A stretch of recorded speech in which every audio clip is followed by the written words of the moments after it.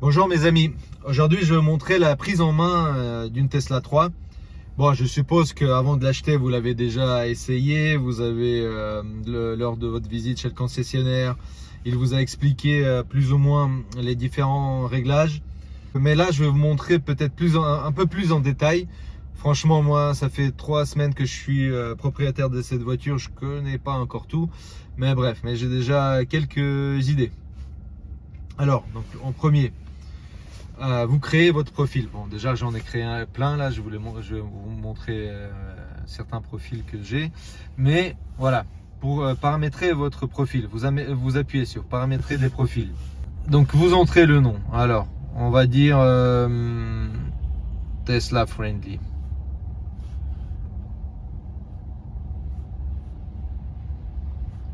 Friendly. Allez, créer profil. Donc le système vous propose de régler les rétroviseurs et le volant. Donc rétroviseur facile, à gauche avec la manette gauche. Donc si vous voulez que le miroir tourne vers la droite, sur le joystick gauche vous appuyez à droite. S'il veut qu'il tourne à gauche, avec le joystick vous appuyez à gauche. Si vous voulez que le miroir baisse ou monte, toujours avec le joystick de gauche, vous montez et vous redescendez. Pour changer de miroir, vous appuyez sur droite. Là, le joystick, c'est pas le joystick droit, ça sera toujours le joystick gauche. Et donc le même système, la même logique. Vous tournez à droite et à gauche. Voilà. Après, abaissement auto. Donc les miroirs vont s'abaisser automatiquement quand vous allez faire la marche arrière.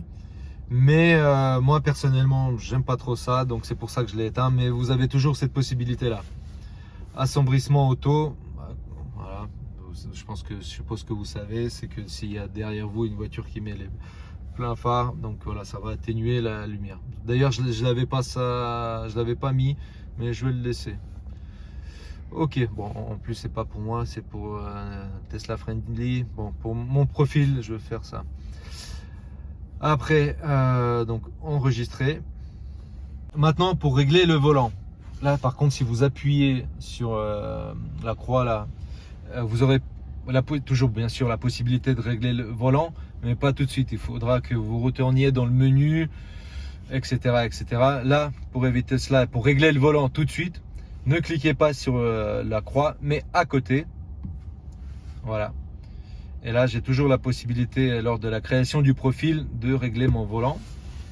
La même logique qu'avec les rétroviseurs. Toujours la mallette gauche. Donc, si vous montez, si vous scrollez en haut, le volant monte. Si vous scrollez en bas, le volant baisse.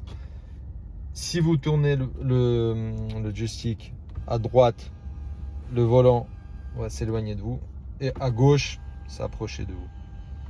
Dès que vous avez fait ça, dès que vous avez trouvé votre position, vous enregistrez. Là vous pouvez appuyer, bon, si je fais sur le côté ça marche aussi. Voilà, votre profil est créé déjà avec les premiers réglages basiques, le volant et les rétroviseurs. Je suppose que vous aurez plusieurs profils, vous, votre épouse, et je vous conseille d'ailleurs de créer un profil guest ou invité comme vous voulez. Par exemple, vous allez au garage et vous ne voulez pas que le garagiste change vos paramètres préférés, donc vous créez guest, vous arrivez au garage, vous mettez guest, invité, puis voilà, la personne qui prendra en charge votre véhicule, elle mettra les paramétrages qu'elle veut, mais après au retour, quand vous allez récupérer le véhicule, vous remettrez votre profil et tout se remettra en ordre. Donc là, les profils, ils seront visibles ici, en phase de contrôle. Vous appuyez, bon là j'en ai créé plein, mon épouse, moi-même. Parking souterrain, là j'aime bien quand par contre quand les miroirs se baissent quand je fais marche arrière dans un endroit étroit, quand il y a des bordures et tout ça. Guest, dont je viens de vous parler, là c'est donc pour les invités. Et là j'ai un petit dodo, j'aime bien faire des petites pauses quand je suis en route. Donc par exemple là je vais vous montrer dodo.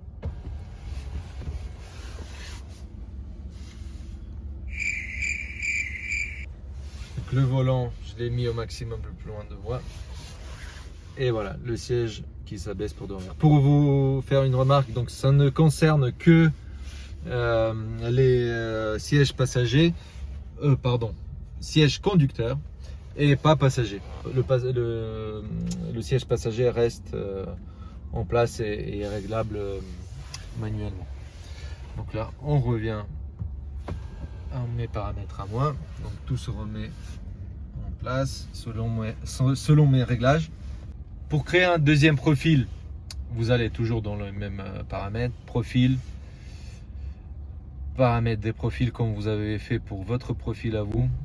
Vous le nommez, créer profil. Là, la même procédure que quand vous avez créé votre profil à vous, rétroviseur, volant, etc. Et voilà. Donc là, je vais l'effacer. Pour l'effacer, c'est facile. Vous voyez ici, effacer. Voulez-vous vraiment supprimer le profil? Effacer. Donc voilà. Pour voir la liste des profils, donc vous l'avez ici. Mais pour les gérer, donc pareil, paramètres des profils.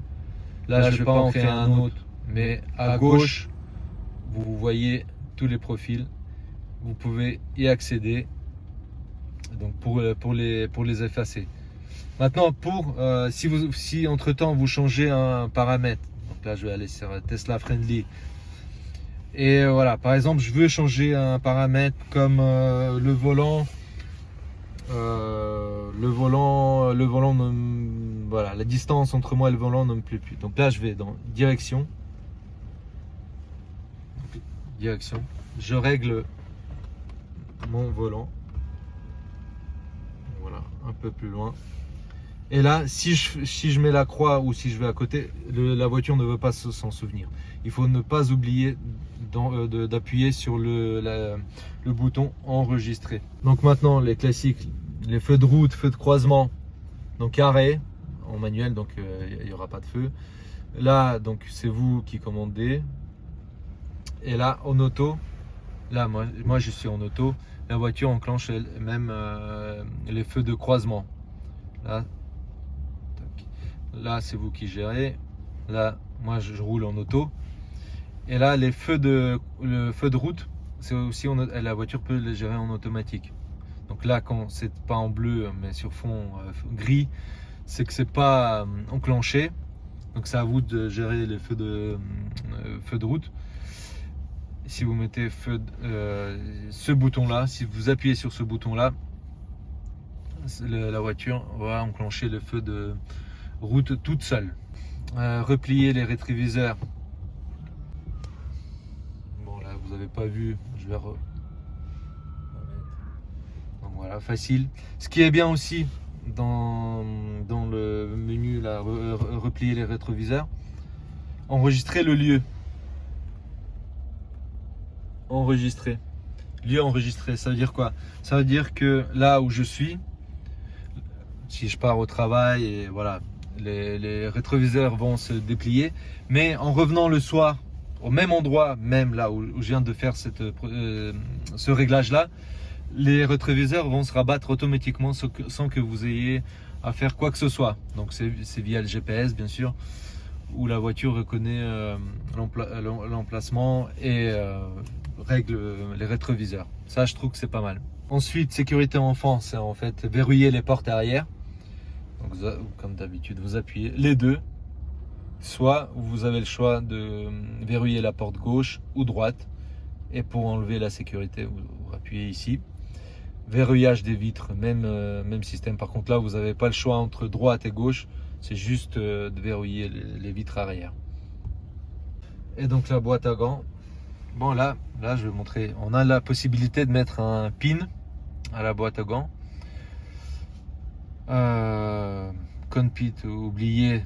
Si jamais vous avez oublié votre code PIN, il faut entrer vos identifiants de votre compte Tesla que vous avez paramétré sur l'appli de Tesla. Donc là, bon, je vais appuyer un petit code et la boîte à gants s'ouvre. Donc en fait, comme vous savez, il n'y a pas de clé, vous pouvez pas l'ouvrir. Enfin, en fait, si, mais ça sera dans une autre vidéo. En fait, il y a une possibilité d'ouvrir manuellement la boîte à gants. Mais si on a mis le code, bah, je pense que ça marchera quand même. Mais bref, bon, vous avez toujours cette possibilité-là. Donc encore une fois, boîte à gants. Mais en fait, si vous n'avez pas de code PIN, vous appuyez boîte à gants et ça s'ouvre directement. Après, donc les essuie-glaces. Arrêt. Bon, il ne s'enclenche pas tout seul. C'est à vous de le faire manuellement en appuyant sur le côté ici. Après, vous avez le choix de régler la vitesse par vous-même. 1, 2, bon, vous avez compris la logique. Plus rapide, moins rapide. Et bien sûr, le mode auto, c'est la voiture qui se gère toute seule. À mon avis, c'est pas, pour l'instant, Tesla, c'est pas top à ce niveau-là. Des fois, quand il pleut et j'en ai besoin, ça s'enclenche pas. Ou le contraire, quand j'en ai pas trop besoin, ça s'enclenche. Donc bon, je laisse quand même en automatique quand vraiment j'en ai besoin. Je vais dans paramètres, même en roulant, c'est assez facile de faire. Et même quand vous appuyez manuellement sur la mallette gauche, là sur le bouton, ici en bas, vous allez avoir, par exemple, vous êtes dans ce menu là et vous voulez pas revenir, voilà, ça vous perdez du temps. Donc vous êtes là par exemple, vous appuyez ici et là il y a une petite icône qui apparaît ici et là vous avez le choix soit d'arrêter, soit d'accélérer et de remettre en auto sans avoir à revenir dans le menu principal. Voilà, le mode sentinelle, c'est quand la voiture elle filme les alentours du véhicule quand il n'y a personne dans la voiture, quand elle est garée. Et voilà, enregistrer, c'est quand vous voulez enregistrer la vidéo que la voiture a faite sur la clé USB qui se trouve dans la boîte à gants. Mais ça sera un autre sujet, ça sera une autre vidéo que je ferai prochainement. Et enfin, ici en bas, c'est l'intensité de lumière de l'écran. Donc manuellement, du plus sombre au plus clair. Et vous avez la possibilité de le mettre en auto. La voiture choisira elle-même. Mais dans mon cas, là aujourd'hui, même si je pense que le maximum de luminosité n'était pas nécessaire, elle va augmenter toute seule jusqu'au max. Mais bon, voilà, ça c'est à vous de choisir. Première étape faite. Bon, après, pour la prise en main, vous avez les différents types de réglages de la voiture, mais ça c'est encore une fois, ça sera dans d'autres vidéos. Donc accélération, confort standard. Moi pour mon quotidien j'utilise confort standard. Mode arrêt, donc serrage, c'est pour la récupération. Et vous avez même un mode piste, mais voilà, ça c'est pas le sujet de la vidéo encore. Donc la recharge, pour voir le niveau de recharge que vous avez, bon, même si vous l'avez ici, mais là c'est plus visuel. Autopilote, bon, au début peut-être vous n'en avez pas besoin, ça vous le verrez aussi après. Peut-être que vous voudriez régler rapidement, si vous voulez, le franchissement de ligne, évitement, freinage d'urgence automatique, ça vous pouvez le régler assez facilement. Éviter d'urgence, bon, moi je le laisse. Donc voilà, vous pouvez les enclencher ou pas. Donc j'ai même un petit signal sonore au feu vert. Bon, utile, pas utile, mais des fois ça aide. Verrouillage, donc ça en fait c'est des petits doublons. Sécurité enfant, les deux c'est toujours les portes, on l'a vu dans les contrôles. Ici c'est la même chose. Déverrouillage en stationnement, voilà, à vous de choisir vos différents modes. Confirmation sonore du verrouillage, il fait un petit bip quand la voiture se ferme. Bon, c'est pas quand on est en pleine nuit, on a des voisins et on arrive et la voiture ferme, elle fait un petit klaxon, c'est pas top, donc moi je l'ai enlevé. Éclairage, éclairage ambiant, là encore une fois, phare, arrêt, auto, c'est un doublon des contrôles ici, là en haut, vous les avez dans les contrôles et dans l'éclairage. La même chose. Plafonnier, donc les plafonniers auto, donc la nuit ça s'allume, quand vous ouvrez la porte ça s'allume, ou arrêt, voilà, donc c'est à vous de les allumer en manuel. Marche, bon, marche c'est un peu un doublon. Marche, ça veut dire que à la place d'appuyer ici, vous appuyez marche sur l'écran, elles vont s'allumer. Bon, c'est pratique peut-être pour l'arrière. Et auto, moi je le fais en auto. Éclairage ambiant, j'avais fait une petite vidéo dont je vous mets le lien dans la description. C'est la nuit. Si on l'enlève, au niveau des pieds et du volant, là, des joysticks, là, les triangles là, que vous voyez sur le volant, ils sont pas allumés et on voit rien du tout. Si on roule sur une autoroute où il fait nuit, pas d'éclairage, rien du tout. Enfin, moi je trouve que c'est assez perturbant et j'aime pas trop ça. Donc c'est pour ça que je mets un éclairage ambiant. Donc vous pouvez regarder la vidéo dont j'ai faite. Et là vous aurez de l'éclairage au niveau des pieds et au niveau des triangles ici pour voilà, pour avoir un certain repère. Après, clignotant automatique, arrêt, annulation automatique. Bon, je vais essayer ça. Dans affichage, apparence auto, clair, l'apparence de l'écran, enfin le fond de l'écran. Donc clair, maintenant sombre. Bon, la nuit, si vous aimez ça, bah, vous pouvez le garder même en journée. Par contre, si vous mettez auto, la voiture, donc pendant la journée, elle choisira ce fond-là. Et enfin, même pas la nuit, puisqu'il faisait quand même assez clair quand elle est passée en mode nuit. Mais voilà, quand il commence à faire nuit, elle va basculer en mode sombre. Donc nettoyage d'écran, ça c'est pratique. Bon, ça c'est en même temps, c'est pas la prise en main, mais après pour le futur, nettoyer l'écran, vous le nettoyez pour éviter d'appuyer sur plein de touches. Et voilà, appuyez long pour sortir. Sortie, donc voilà, il faut 3 secondes tenir le bouton pour que ça revienne. Et donc les langues, la reconnaissance vocale, langue de navigation, format régional de date et heure, tout ça, c'est dans affichage. Donc voilà, français, si vous, je sais pas si vous aimez, ben, ça, tu vas le couper. Affichage de l'énergie, pourcentage, mais ça en même temps, vous voyez, c'est peut-être pas par défaut qu'elle va faire ça, mais en même temps, sans avoir choisi cet affichage là dans les paramètres d'affichage, vous le pouvez faire ici en appuyant juste, ouais, tu voyez, donc distance. Donc même si je sors des paramètres, j'appuie ici et vous avez kilométrage et pourcentage. Donc je reviens dans affichage. Donc ça en kilomètres, faire un barre, bon, classique. Bon, la trajet au début, ça sert pas à grand chose. Navigation automatique, planificateur de voyage, là quand elle va vous conseiller quand vous arrêtez pour vous recharger, etc. Bon, je vous préconise de laisser ça. Bon, c'est vraiment utile en fait hein, quand vous planifiez votre voyage. Rediriger pour économiser, bon oui pourquoi pas, et pour éviter les péages si vous voulez passer que par des départementales, nationales, etc. vous mettez ici éviter les péages. Et d'ailleurs quand vous avez déjà rentré l'adresse avec ce statut là, vous n'avez pas besoin de sortir, voilà, de remettre votre adresse dans le GPS. Évitez les péages et la voiture va recalculer toute seule rapidement. Je dis ça parce que dans Google Maps par exemple, dès que vous avez appuyé sur l'itinéraire et vous suivez un itinéraire, je crois que c'est plus possible, enfin c'est pas possible de changer les types de routes, autoroute ou départementale, nationale. Il faut que ressortir, voilà, rechoisir, alors que là elle refait le calcul toute seule. Après, sécurité, détection par caméra, ça vous pouvez le faire à distance.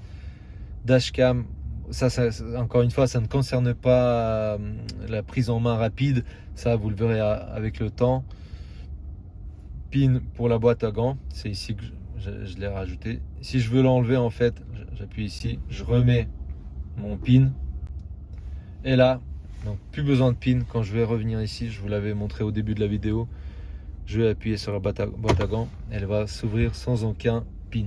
Vous pouvez régler la limitation de vitesse que vous voulez. Bon, on va être sérieux. Couper l'alimentation, bon, c'est quand vous voulez complètement couper la voiture. Entretien, donc dans entretien vous voyez les barres, la pression des pneus, mode lavage. Ça, quand vous laverez la voiture, n'oubliez pas de mettre ce mode là qui est dans l'onglet entretien. Voilà mes amis, donc j'espère que la vidéo est très utile. N'hésitez pas à commenter, à liker, à vous souscrire. Si vous avez des commentaires, si vous voulez des vidéos en particulier sur des sujets particuliers, faites-le moi savoir. Je vous serai reconnaissant. Et à bientôt!